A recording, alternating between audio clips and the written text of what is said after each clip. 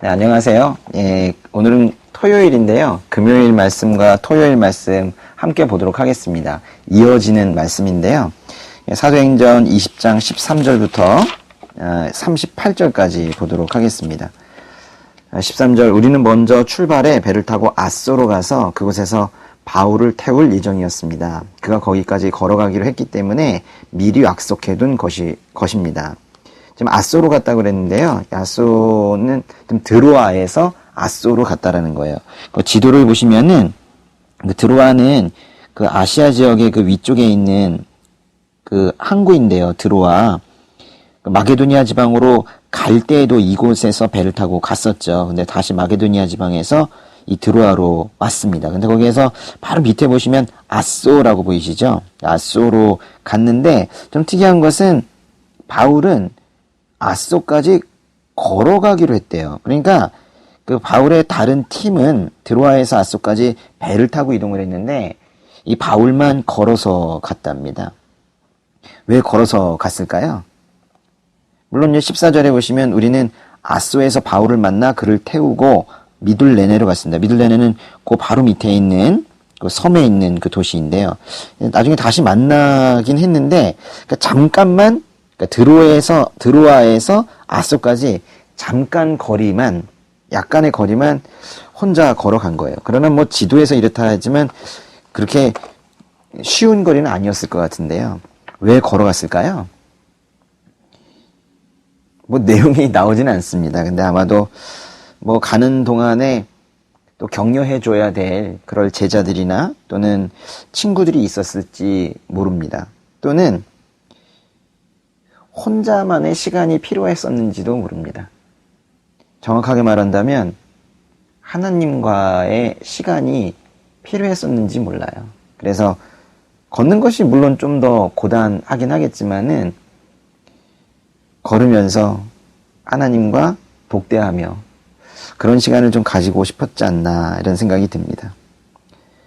그래서 미둘레네까지 갔는데요. 그 15절에 보시면 그 이튿날에는 그곳에서 배를 저어 기오 맞은편에 이르렀고 그랬는데요. 그 지도에 보시면은 기오도 섬이에요. 기오 맞은편에 이르렀고 그 다음날 사모를 지나 이 사모도 섬입니다. 그래서 그 이튿날에는 밀레도는 그 아시아 지역에 있는 큰 항구 중에 하나인데요. 기오섬, 사모섬 지나 밀레도까지 갔고 오늘 말씀은 모두 밀레도에서 있었던 그런 일입니다. 거기 기오섬은요. 여기 그 성경 말씀에는 나오지는 않지만 여기가 바로 호메로스라는 사람의 출생지입니다. 호메로스 아시나요? 일리아스와 오디세이아 썼던 그 호메로스가 여기 출신이고 그 사모섬 거기는 그 수학자 피타고라스가 여기에서 태어났습니다. 밀레도에 도착을 했는데요. 16절에 바울은 아시아 지방에서 지체하지 않으려고 에베소를 지나쳐 가기로 했습니다. 그는 가능하면 오순절에 맞춰 예루살렘에 도착하려고 서둘렀던 것입니다. 오순절에 예루살렘에 사람들이 많이 모이기 때문에 그때 그 많은 사람들을 만나기 위한 계획을 세운 것 같습니다. 근데 이것은 변동되지 않도록 이 계획은 반드시 지켜내도록 좀 바울이 마음을 먹은 것 같아요. 그래서 에베소를 지나쳐 가기로 한 겁니다. 지도에 보시면 밀레도의 그 위쪽에 그 에베소가 있는데요. 그 에베소를 거치지 않고 바로 그 밀레도로 갔습니다. 왜 이렇게 지나갔을까요? 에베소에서는요, 바울이 3년을 머물렀습니다. 3년 동안 머물렀으니 얼마나 많은 지체할 일이 있겠어요. 나쁜 뜻이 아니라 얼마나 보고 싶은 사람들이 많았겠고 지나갈 때마다 또 바울을 잡고 또 그동안의 이야기들을 나눠주고 또 듣고 하는 그런 일들이 얼마나 많았겠어요. 근데 예루살렘에 가야 하는 계획을 정확하게 세운 이후에 이 에베소를 지나면 분명히 예루살렘 제 시간에 도착 못하거든요. 제가 이걸 하나 정의를 했습니다. 이런 지체, 에베소에 간다면 혹시라도 지체된다면 이런 지체를 우리가 행복한 지체다. 이렇게 얘기할 수 있을 거예요. 그리스도인으로 살면서 이렇게 어디에 가기만 하면 사람들이 반기고 손잡고 또 서로 이야기 나누면서 또 밥도 한번 먹자고 하면서 이렇게 행복한 지체가 이루어지는 장소와 단체와 공동체가 많아져야 되는 거예요. 그리스도인들은 결국 그렇게 어디를 가나 그곳을 떠나더라도 다시 그곳에 가게 되면 이렇게 행복한 지체가 이루어질 수 있는 그런 사람이 되어야 하겠습니다. 17절, 밀레도에서 바울은 에베소로 사람을 보내 교회 장로들을 불러오게 했습니다. 그러나 바울이 에베소를 포기할 수 없는 거예요. 그래서 에베소로 가가지고는 너무 지체가 되겠지만 에베소 장로들을 불러서 이 밀레도에서 설교를 한번 해야 되겠다, 이런 생각은 한 겁니다. 아주 현명한 그런 방식이죠. 밀레도에서 에베소 교회 장로들을 불러놓고 이제 연설을 하는 것이 오늘 말씀 끝까지 이제 이루어지게 됩니다. 18절, 장로들이 도착하자 바울이 말했습니다. 여기부터 이제 연설 시작인데요. 내가 아시아 지방에 처음 간 그날부터 내가 여러분과 함께 있는 동안 어떻게 살았는지는 여러분이 잘 알 것입니다. 어떻게 살았을까요? 주를 향해 신실하게, 그것도 아시아 지방에 처음 간 그날부터 그곳에서 마지막 날까지 내가 어떻게 살았는지 당신들이 아시지 않습니까? 상당한 자신감인데요. 우리가 이렇게까지 삶의 관리를 잘 했다면 우리도 이렇게 말할 수 있을 텐데요. 참 여러 가지를 보아도 우리에게는 부끄러움이 많은데 바울은 이렇게 말할 수 있을 정도로 매일매일을 성결하게 신실하게 그렇게 지냈던 것 같습니다. 그러면서 19절에 내가 모든 겸손과 눈물로 주를 섬겼고 유대 사람들의 음모로 시련도 많이 당했대요. 눈물로 주를 섬겼고, 주님 닮으면, 예수님 닮으면 눈물이 많아지죠. 눈물로 주를 섬겼다는 것은 점점 예수 그리스도와 닮아가는 그런 모습입니다. 그리스도인이 되면 눈물이 많아지게 됩니다. 근데 거기에 겸손이란 말이 저를 좀 힘들게 한다고 할까요? 내가 모든 겸손과 눈물로 주를 섬겼고, 제가 뭐 늘 눈물을 흘리지 않는다 말을 하지만 뭐 눈물은 좀 있는 것 같은데, 제가 과연 겸손으로 주를 섬겼는가, 이 부분에 대해서 여기에 또 잠시 머물면서 이 말씀 속에서 나의 삶에 어떤 겸손의 모습과 어떤 교만의 모습이 있었는지 잠시 또 생각해 보기도 했습니다. 20절, 여러분도 알다시피 나는 여러분에게 유익한 것이라면 무엇이든 주저하지 않고, 그 개역개정에서는 거리낌이 없이 그랬는데요. 주저하지 않고 거리낌이 없이 전했고, 공중 앞에서 또 집집마다 방문하면서 여러분을 가르쳐 왔습니다.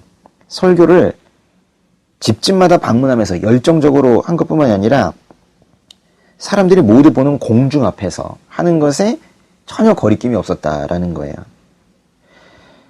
유대 사람들과 그리스 사람들 모두에게 회개하고 하나님께 돌아와 우리 주 예수를 믿어야 한다고 선포했습니다. 20절, 21절은 실은 저에게는 매우 의미가 있는데요. 실은 저뿐만이 아니라 복음을 전해야 되는 모든 사람들에게 의미가 있는 그런 말씀입니다. 이게 바로 복음을 전할 때 또 설교를 할 때 그런 태도이거든요. 나는 여러분에게 유익한 것이라면 무엇이든 주저하지 않겠다. 그러니까 자신의 성경적 지식이나 신학적 지식을 뽐내기 위한 것이 아니라 듣는 자들이 유익하도록 하기 위해서 열심히 연구하고 기도하고 준비하고, 이것이 이제 필요하다는 거예요. 청중에게 유익한 것, 회중에게 유익한 것을 준비하는 것, 이것이 바로 설교다, 이 얘기죠. 또 공중 앞에서 집집마다 방문하면서 열정적으로 설교해야 된다라는 거예요. 그런데 가장 중요한 부분은 21절에 무엇을 설교하냐라는 건데요. 회개하고 하나님께 돌아와 주 예수를 믿어야 한다. 바로 회개와 믿음, 이 가장 기본 아닙니까? 회개와 믿음에 대해서 설교했다는 거예요. 말하자면 바울은 그때에도 이미 이 사회에 아주 유행처럼 있었던 철학들, 그거 설교하지 않았습니다. 심리학 설교하지 않았어요. 사람들이 듣기 좋은 인기 있는 말들 설교하지 않았어요. 오직 믿음과 회개, 이거를 설교했다라는 거예요. 사람들의 눈치를 보지 않고 그렇게 성경에서 전하라고 하는 것, 또 예수님께서 전하라고 하신 것, 그것만을 전했다라는 겁니다. 22절, 그리고 지금 나는 성령의 강권하심 가운데 예루살렘에 가려고 합니다. 이 성령의 강권하심 가운데라고 우리말 성경을 번역을 했는데 개역개정에서는 성령의 매여 그랬거든요. 매여, 강권하심, 두 개 다 좋은 번역인 것 같은데요. 여기 이제 성령이 매인다라고 할 때 이 매인다라는 헬라어 데오라는 동사는 묶여있다라는 뜻이거든요. 그러니까 완전히 성령의 어떤 명령을 받고 움직이는 이 정도가 아니라 성령에 매이는 거예요. 하나 되는 겁니다. 근데 그래서 예루살렘에 가려고 하는데 그것은 내가 무슨 일을 당할지는 알 수 없습니다. 그러자면 감지를 좀 하고 있는 거죠. 예루살렘에 가면 뭔가 어려운 고난이 기다리고 있을 것이다 라는 것을 지금 이미 감지하고 있는데 그럼에도 불구하고 갈 거라는 거예요. 23절에 오직 내가 아는 것은 어떤 도시에 가든지 어떤 성에 가든지 감옥과 고난이 나를 기다리고 있을 것을 성령께서 내게 증언해 주실 뿐입니다. 어디 가더라도 사람들과 얘기하고 그 성마다 도시마다 예언자들을 만나게 되면 모두가 다 바울에게 예루살렘에서 고난이 있을 것이다 이렇게 얘기를 하는데 그걸 다 계속 듣고 있으면서도 그래도 마음은 예루살렘으로 가고 있다는 거예요. 위험한데도. 몽골 선교사님을 예전에 뵀었었는데요. 계속 서쪽으로 더 사역지를 옮기고 싶으시다는 거예요. 왜 사역지를 그쪽으로 가려고 하시냐? 그쪽이 더 위험하기 때문에 가신다고. 이슬람이 있는데 그쪽은 아주 위험해서 들어갔다가 나오지 못할 수도 있다고. 그러면서 가시겠다고 그러더라고요. 이 말씀 보면서 그 선교사님이 좀 떠올랐습니다. 죽음을 예상하면서도 십자가를 향하여 한 발짝 한 발짝 다가가셨던 그 예수님의 모습과 많이 닮아 있는 것 같습니다. 24절, 그러나 나는 내가 달려갈 길과 주 예수께서 내게 주신 사명, 곧 하나님의 은혜의 복음을 증언하는 사명을 다 완성하기 위해서라면 내 생명을 조금도 귀한 것으로 여기지 않습니다. 무엇을 위한 것이라고 하나요? 내가 달려갈 길과 주 예수께서 내게 주신 사명을 다 완성하기 위해서는 생명마저도 조금도 귀한 것으로 여기지 않겠대요. 생명은 상당히 귀한 것인데요. 그것보다 더 중요한 것이 있다는 거예요. 내가 달려갈 길, 또 나에게 주신 사명을 완성하기 위해서라면 생명을 조금도 귀한 것으로 여기지 않겠다. 여기 달려갈 길, 두 글자로 하면 경주인데요. 이건 실제로 그 선수들이 뛰는 경주 있죠. 그것을 말하고 있는 겁니다. 그러니까 바울은요, 자신의 이 사역의 과정을 선수들이 달려가는 것 같은, 경주를 하는 것 같은 그것으로 인식을 한 거예요. 이 경주는요, 대충 하지 않습니다. 최선을 다해서 뛰죠. 전념, 전심으로 뛰죠. 이것은 또 그 경주라는 것은 그렇게 슬렁슬렁 할 부분이 아니고 아주 에너지가 많이 들어요. 그래서 딱 끝나고 나면 자리에 살짝 주저앉을 정도로 모든 힘을 다 들여서 그렇게 뛰죠. 그러니까 자신의 사역을 할 때 이렇게 100m 달리기 하듯이 전심으로 그렇게 달려가고 있다라는 거예요. 근데 그런 것들을 하기 위해서 또 복음을 전하는 그 사명을 다하기 위해서 심지어 내 생명 위협되더라도 다 달려가겠다 하는 겁니다. 이 말씀을 보면서 저희와 같은 사람들이 무슨 얘기를 하겠습니까? 나중에 이 바울이 디모데에게 쓴 편지에서요. 나의 갈 길, 이 똑같은 표현을 쓰면서 우리말 성경에서는 경주라고 또 표현했는데 개역개정에서는 나의 갈 길이라고 그래요. 나의 갈 길을 다 마쳤다 그랬어요. 선한 싸움을 하고 나의 갈 길을 다 마쳤다. 어떤 주님께서 그때까지 주신 일에 대해서 다 마쳤다라는 표현을 쓴다는 것은 그때까지 주님께서 주신 사명에 조금도 산만함이 없이 다른데 흐트러짐이 없이 그렇게 달려왔다라고 스스로도 자부하는 거예요. 어떤 신학자들은 그런 걸 보면서 바울 교만하지 않는가 그렇게 얘기하기도 합니다. 말이 됩니까? 우리가 그 고백을 할 수 있는 게 맞는 것이지 그 고백을 하는 사람을 비난해야 되겠습니까? 전념. 그 옆에다 전 그렇게 썼습니다. 전념. 네, 이게 뭔가 우리가 사역을 하는 것, 또 이 하나님 나라의 확장을 위하여 사는 것, 전념해야겠습니다. 하나님께서 우리에게 주신 소명, 일, 사명, 전념해야겠습니다. 예, 오늘 말씀 보시면요, 계속 이어지는데요. 25절에 내가 지금까지 여러분 가운데 다니면서 하나님 나라를 전파해 왔으나 이제 여러분이 다시는 나를 보지 못할 거라는 것을 압니다. 지금 장로들에게 우리가 어쩌면 마지막이 될지도 모르겠습니다. 저 앞에 위험이 있습니다. 지금 이렇게 얘기하고 있는 거예요. 26절에 그래서 오늘 내가 여러분에게 분명히 선언하지만 여러분 가운데 누가 멸망에 빠진다 해도 그것은 내 책임이 아닙니다. 모든 영혼의 그 피에 저는 깨끗합니다. 그랬거든요. 내 책임이 아닙니다. 아주 당당하죠. 그럴 때까지 할 만큼 했다는 거예요. 해야 하는 것은 다 했다라는 거예요. 계속 놀랍습니다. 어떻게 이렇게 고백을 할 수 있는지요. 27절에 나는 하나님의 모든 뜻을 주저함 없이 거리끼지 않고 여러분에게 전파했기 때문입니다. 하나님의 모든 뜻이라는 것은 분명히 하나님께서 우리를 구원하시려는 그 구속 계획을 말하는 걸 텐데, 이걸 좀 더 구체적으로 생각해 보면은 그 설교를 할 때 모든 뜻을 주저함 없이 거리끼지 않고 꺼리지 않고 했다는 거예요. 그러니까 말하자면 설교하고 싶은 걸 설교하지 않고 쉬운 본문이든 어려운 본문이든 인기 있는 본문이든 아니든 주님께서 하라고 하시면 언제든지 그 부분을 설교를 하고 사람들에게 나누었다는 거예요. 사람들이 재미있어 하든 없어 하든 주님께서 마음 주시면 했다는 거예요.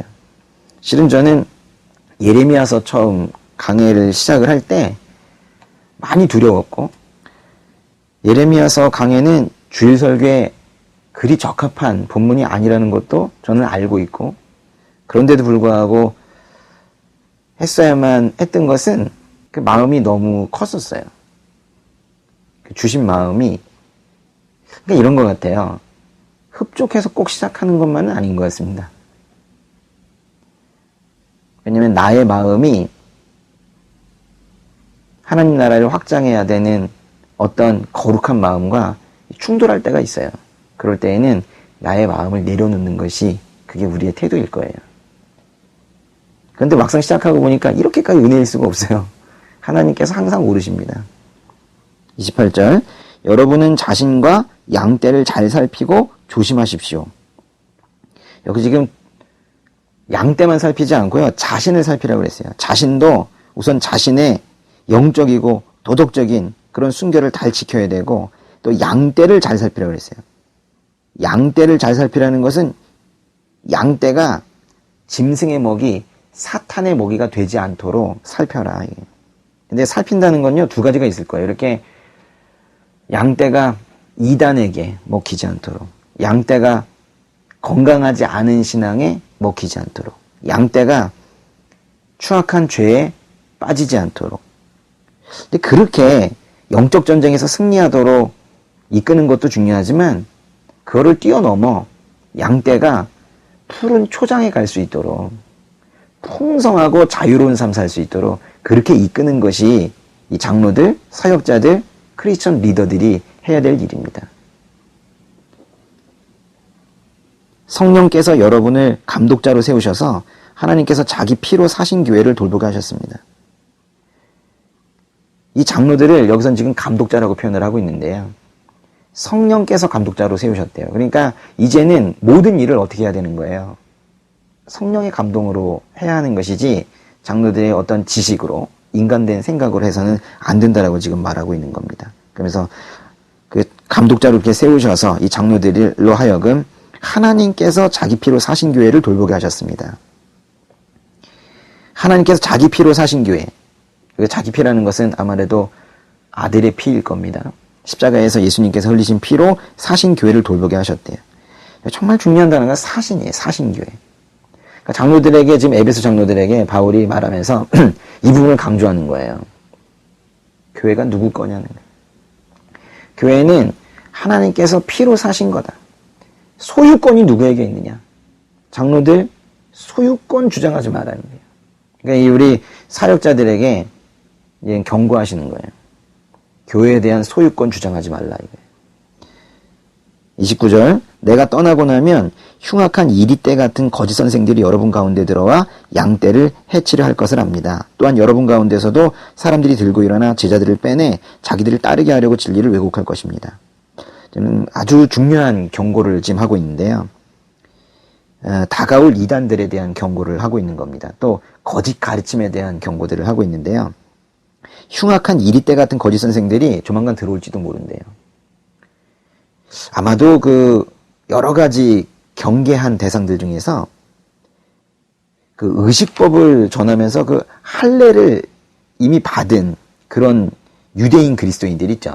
그 사람들을 특별히 겨냥을 좀 한 것 같아요. 이렇게 말하자면 예수님에 대한 믿음만 가지고는 안 된다. 유대 율법에 따른 그 의식들도 행해야 되지 않겠는가. 그래야 구원이 되지. 그래야 하나님의 백성에서 끊어지지 않는다.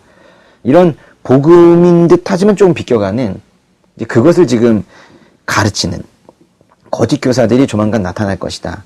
이미 있었기 때문에 그들이 다시 이 교회에 공격이 들어올 것이다. 지금 그런 예상을 지금 하고 있는 것 같아요. 근데 지금 교회에도 와 있어요. 지금 교회에도 지금도 유대의 절기를 지켜야 된다. 뭐 이렇게 지금 가르치는 교회들이 지금도 일부 있습니다. 예. 좀 상당히 경계를 해야 되는 부분이고요. 그런데 30절은 더 충격적이에요. 또한 여러분 가운데에서도 사람들이 들고 일어나 제자들을 빼내 자기들 따르게 하려고 진리를 왜곡할 것입니다. 이 지금 설교를 듣고 있는 장로들 이외의 외부에서도 지금 이단들이 들어올 수 있겠지만은 이 장로들 사이에서도 몇 명이 변절할지 모른다는 거예요. 근데 실제로 나중에 디모데 전서를 보면 그 중에 자신의 양심을 버린 사람들이 있다 이렇게 표현을 하는 거 보면요. 실제로 에베소에서 이런 일이 있었던 것 같습니다. 그러나 전체적으로 보면 에베소는 이렇게 바울의 계속된 권면과 충고, 경계 이런 것들 때문에 그러한 불미스러운 일이 있기는 있었지만 그래도 나중까지 잘 갔던 것 같아요. 그러면 31절에 그러므로 정신을 똑바로 차려 깨어 있어야 합니다. 이렇게 강한 어조로 말하는데요. 내가 3년 내내 여러분 모두에게 밤낮 쉬지 않고 눈물로 훈계한 것을 잊지 마십시오. 그랬어요. 정말로 눈물로 훈계하지 않았다면 이렇게 말을 할 수 없었겠죠. 이 바울의 이 자기 증언이 이게 얼마나 위대한지 모릅니다. 그런데요. 눈물로 훈계했대요. 이거는 오히려 큰 소리로 경고하는 것보다 더 강한 건데요. 그만큼 바울은 숨김없이 또 거리낌 없이 이 복음을 전했던 것 같아요. 근데 우리 그 앞부분에요. 19절에 보시면은 내가 모든 겸손과 눈물로 주를 섬겼고 그랬죠. 근데 지금은 뭐라 그랬냐면 내가 눈물로 당신들에게 훈계한 것을 잊지 마십시오 그랬죠. 주를 향할 때에도 눈물로 이 성도들을 향할 때에도 눈물로 그렇게 했다는 겁니다. 쭉 계속 읽으면서 저는 계속 지금 배우고 있는 중입니다. 32절 이제 내가 여러분을 하나님과 그분의 은혜의 말씀에 맡깁니다. 그 말씀이 여러분을 든든하게 세워 거룩함을 입은 모든 사람들 가운데 기업을 받게 하실 것입니다. 말씀이 여러분을 첫 번째 든든하게 합니다. 거룩하게 합니다. 그리고 기업을 받게 합니다. 기업을 받게 한다는 건 구원을 말하는 거예요. 말씀이 사람을 든든하게 세우고 거룩하게 하고 구원을 받게 해요. 말씀 따라 살아야 한다는 겁니다. 아주 중요한 권면이죠. 근데 이 32절의 앞부분이 참 의미심장합니다. 내가 여러분을 어디에 맡긴대요? 하나님과 그분의 은혜의 말씀에 맡긴대요. 다른 데 맡길 데가 없는 거예요. 하나님과 은혜의 말씀에 맡긴다는 거예요. 저는 이 말씀을요, 지금 사도 바울이 에베소 장로들에게 지금 한 거지만 저는 이거를 부모가 자식을 키울 때 양육에도 적용을 했으면 좋겠어요. 자녀들을 하나님과 그분의 은혜의 말씀에 맡겨야 합니다. 33절 나는 그 누구의 은이나 금이나 옷을 탐낸 적이 없습니다. 세속적인 부에 전혀 관심이 없었다는 거예요. 여러분도 알다시피 나는 나와 내 일행이 필요한 것을 손수 벌어서 썼습니다. 그래서 직접 일을 하면서 그렇게 복음을 전했죠. 이처럼 내가 모든 일에 모범을 보였으니 이런 말하기도 쉽지 않은데요. 계속 지금 자기 증언이 당당하게 되고 있습니다.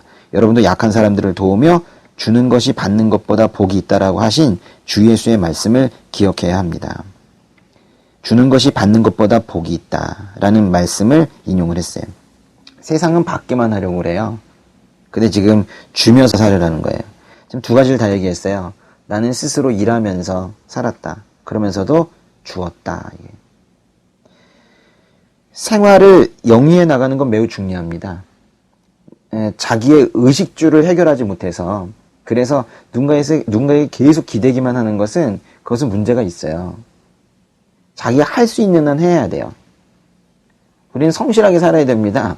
우리의 생계를 유지할 수 있을 만큼 해야 돼요. 그러나 아프거나 그러나 장애가 있거나 이럴 때 도움을 받으면 되는 거예요. 그러나 그 안에서도 또 자기 할 수 있는 만큼은 또 해야 되는 거예요. 생활을 영위하는 것은 매우 중요해요. 그냥 굶는 거 주님께서 바라지 않으세요. 열심히 먹을 거 준비하는 건 하세요. 난 먹지 않아도 된다. 이러면 안 돼요. 생활을 영위하는 건 하세요. 근데 여기 지금 두 가지를 얘기하고 있는 거예요. 생활을 영위할 수 있도록 열심히 살면서 주는 삶을 살으라는 거예요. 실은 두 가지 다 쉽지 않은 건데요. 지금 그렇게 지금 살아라 그런 얘기입니다. 그래서 여기서 지금 우리가 33절부터 35절까지 이 말씀을 보면서 우리가 직업을 갖는 이유를 생각해 볼 수가 있어요. 우리가 크리스천으로서 일하는 이유, 특별히 돈을 좀 벌려고 하는 이유, 그게 뭔가 이게. 내 생활 영위, 이걸 무시하면 안 돼요. 내 생활을 영위하고 그러나 주는 삶을 살으라는 거예요. 여기까지 나아가는 것이 이것이 중요한 거죠. 36절에 바울은 이 말을 마치고 나서 그들 모두와 함께 무릎을 꿇고 기도했습니다. 제가 이 장면을 상상을 했거든요. 장로들이 엄청나게 많을 텐데요. 거기서 많은 사람들이 다 같이 무릎을 꿇고 경건하게 기도를 하는 모습을 상상을 해봤는데요. 거기서 어떤 제가 메시지를 떠올렸다기보다는 그냥 그 장면 자체가 저에게 상당히 뭉클하고 저에게도 계속 그런 일이 있었으면 좋겠다 이런 생각이 들고 했습니다. 그러자 그들은 모두 소리내어 울면서 바울을 껴안고 입을 맞추었습니다. 남자들이 뭐 이렇게 자꾸 울어요. 보니까. 다시는 그의 얼굴을 보지 못할 것이라는 말 때문에 그들은 더욱 슬퍼하며 또 울어요.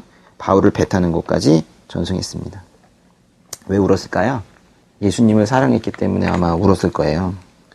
서로가 서로에게서 주 예수를 위한 사랑과 고난을 발견했기 때문에 울었지, 이들이 인간 대 인간의 모습으로는 지금 이런 장면이 나오지 않을 겁니다. 그러면서 바울을 껴안고 입을 맞추었고 계속 울고 슬퍼하고 그러면서 보냈어요. 이렇게 이제 우리가 뜨겁게 포옹하면서 이렇게 살아갈 수 있는 이런 사이가 됐으면 좋겠습니다. 제가 개인적으로 부탁드리는 것은 여러분도 저에게 이런 동역자가 되어주시면 좋겠습니다.